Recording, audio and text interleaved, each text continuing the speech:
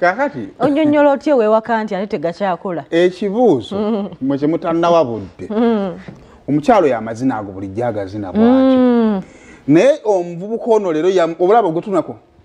bw'ati kakati n'akuba omuvubuka embi naye kati yali akuba waaki ng'olwedde yeyereese ani kati kiroboozebwa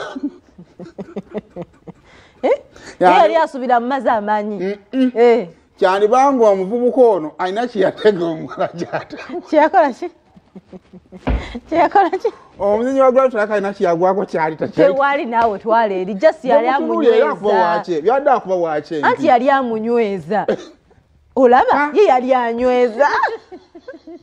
wendowooza yombi nnyo kyamangu ago nedda ssebo bagakayagwa ku nkondo nedda bannange amangu ago